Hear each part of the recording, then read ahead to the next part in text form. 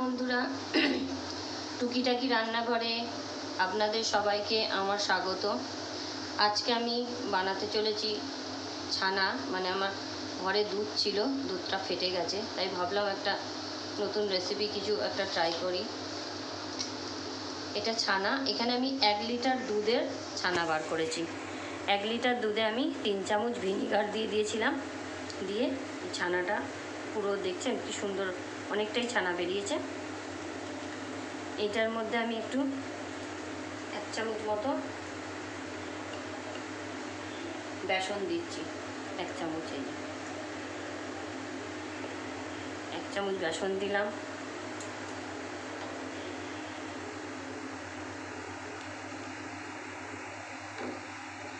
Half চামচের একটু কম হলুদ গুঁড়ো, হাফ চামচের একটু কম কাশ্মীরি মির্চি,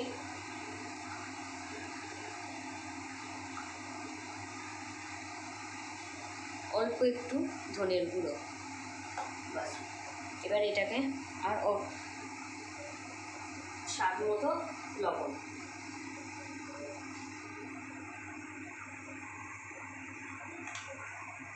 স্বাদ মতো লবণ, বাস। এবার এটাকে আমি ভালো করে মেখে নেব। বেসনটা দিলাম যাতে বাইন্ডিংটা ভালো হয়, তাহলে ভাজার সময় ভেঙে যাবে না, নাহলে যখন এটা ঝোলের মধ্যে দেবো, গ্রেভির মধ্যে, তখন এটা ভেঙে যাবে।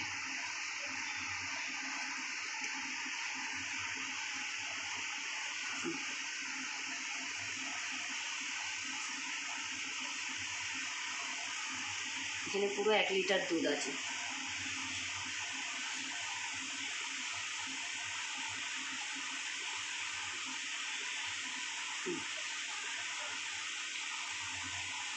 আপনারা চাইলে ময়দা দিয়ে, কর্নফ্লাওয়ার দিয়েও করতে পারেন। আমি এখানে বেসন দিয়েই করছি।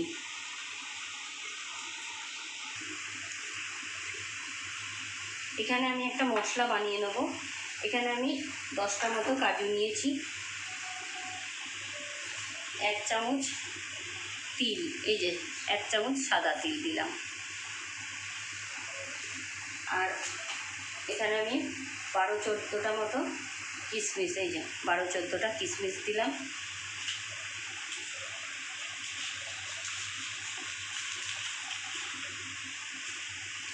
আর 1 চামচ মতো মগজ, এই যে মগজ 1 চামচ দিলাম। দিয়ে এটা আমি আধা ঘন্টা ভিজিয়ে রাখবো।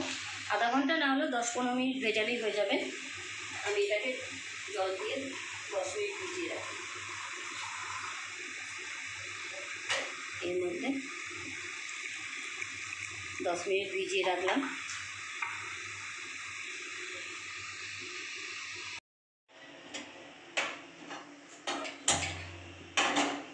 গ্যাস জ্বেলে দিয়েছি, গ্যাসটা গরম, এই কড়াইটা গরম হোক। আর এই দেখুন, আপনাদের যে দেখিয়েছিলাম তিল, মগজ, কাজু, কিশমিশ, আর তার সঙ্গে আমি এই যে এইরকম সাইজের 3টে টমেটো দিয়েছি। দিয়ে আমি এই যে পেস্ট বানিয়ে নিয়েছি। ভিজিয়ে রেখেছিলাম আধা ঘন্টা ভেজানোর পরে আমি এটাকে পেস্ট বানিয়ে নিয়েছি। এখানে আমি 1 চামচ, 2 চামচ, 3 চামচ মতো তেল দিলাম। 3 চামচ তেল দিয়েছি। তেলটা গরম হলেই এই দেখুন, আমি যে ছানাটা বেসন দিয়ে মেখে রেখেছিলাম, বেসন, লবণ, হলুদ, লঙ্কার গুঁড়ো আর একটু ধনের গুঁড়ো দিয়ে মেখে রেখেছিলাম। কিন্তু আপনারা মাখার পরে এটাকে হাতে একটু তেল নিয়ে তারপর এইভাবে পাকালেই, এই যে এইভাবে পাকালেই দেখুন সুন্দর। আপনারা যেমন চাইবেন, মনে যেমন চাইবে, কেউ লম্বা শেপ দিতে পারেন, কেউ ডিমের মতো শেপ দিতে পারেন। আমি এরকম চ্যাপটা করে নিয়েছি। তেল গরম হয়ে গেছে। তেলটা ভালো করে গরম না হলে দিয়ে দিলে এগুলো আটকে যাবে। এই দেখুন, এইভাবে হাতে একটু তেল মাখিয়ে নেবেন, তাহলে এগুলো আর হাতে লাগবে না।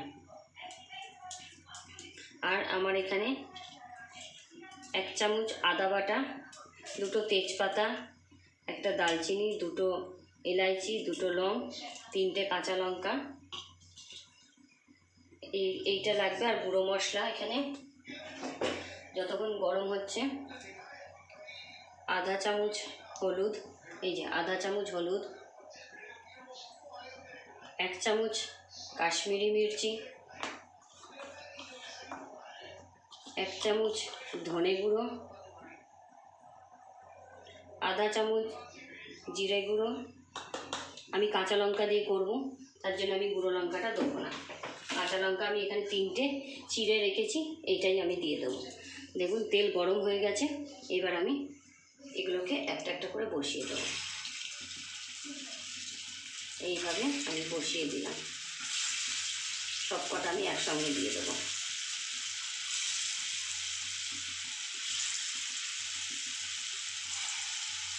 সব থেকে ছোটো একটা পেঁয়াজ, চট করে এগুলো ভাজা হয়ে যায়। ফ্লেমটা লো করে দিলাম।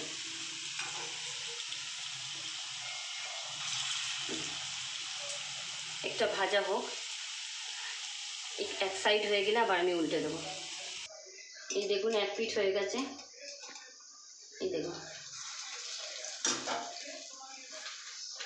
আমি একটা কাঁটা চামচ দিয়ে উল্টে দিই, তাহলে সুবিধা হবে, নাহলে ছেনিটা লেগে যাচ্ছে। এই দেখুন, দেখছেন কি সুন্দর হয়েছে, একটাও ভাঙিনি, সুন্দর বড়াগুলো হয়েছে, একটাও ভেঙে যায়নি। আপনারা চাইলে ছানার মধ্যে ময়দা মেশাতে পারেন, আমি ময়দা দিইনি। কেউ কর্নফ্লাওয়ারও মেশাতে পারেন, আমি এখানে বেসন দিয়েই করেছি।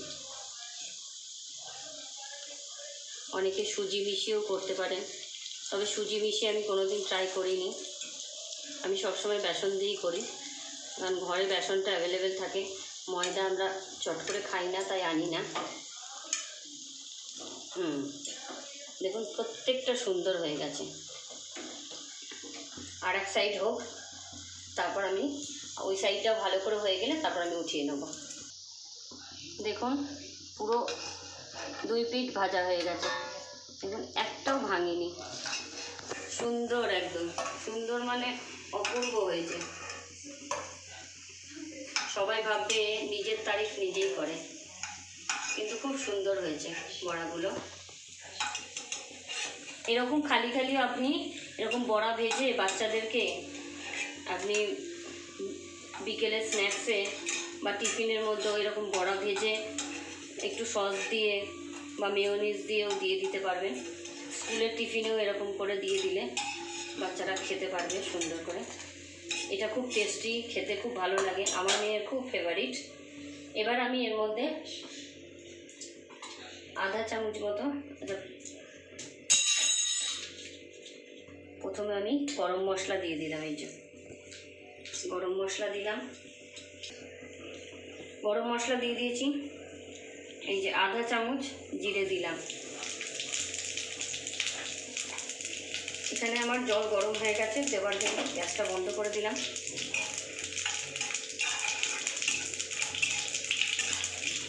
দেখুন গ্যাস জিরেটা একটু লাল হয়ে গেছে।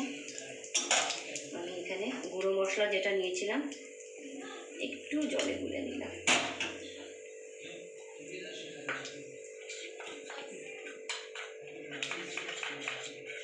একটু জলে গুলে নিয়েছি।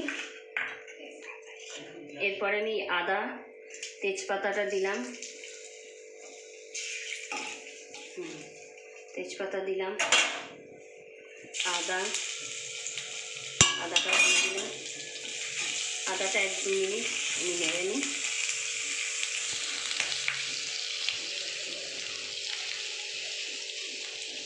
এরপরে আমি এই গোলা মশলাটা দিয়ে দিলাম।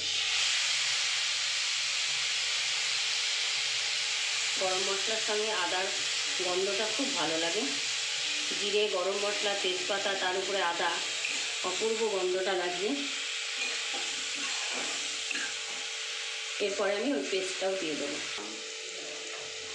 এই যে 1-2 মিনিট এটা হয়ে গেছে। এবার আমি এই পেস্টটা দিয়ে দিলাম। কাজু বাদাম, মগজ, তিল, টমেটো, এই পেস্টটাও দিয়ে দিয়েছি। স্বাদ মতো লবণ দিয়ে দিলাম।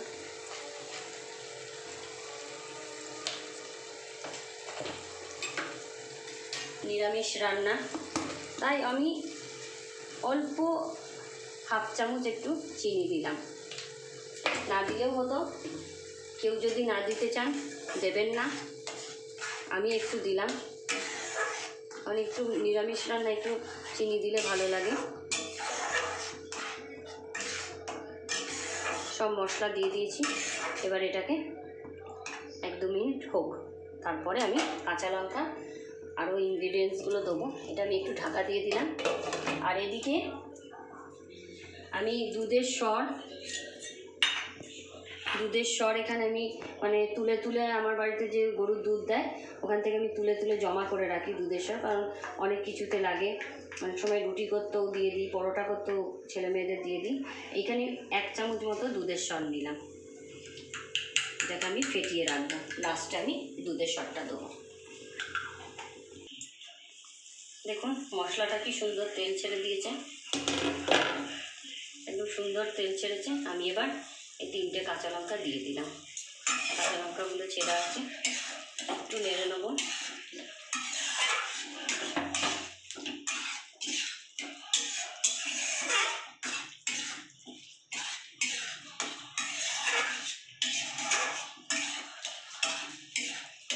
নেড়ে নিলাম।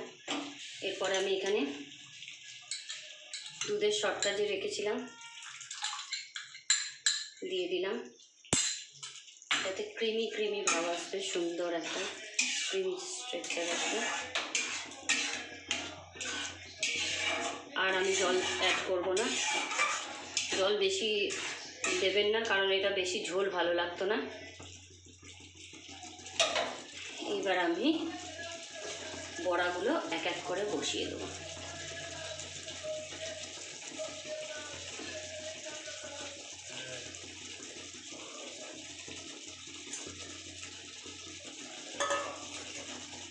বড়াগুলো বসিয়ে দিলাম, এরকম করে উল্টে দেবেন, তাহলে 2 পিঠেই মশলাটা ঢুকবে। এর উপরে আমি এবার ধনেপাতা দিয়ে দেবো। ধনেপাতা এই যে আমি ধুয়ে পরিষ্কার করে রেডি করে রেখেছি, ধনেপাতাটা দিয়ে দেবো। দাঁড়া, এবার আমি ধনেপাতাটা দিয়ে দিলাম।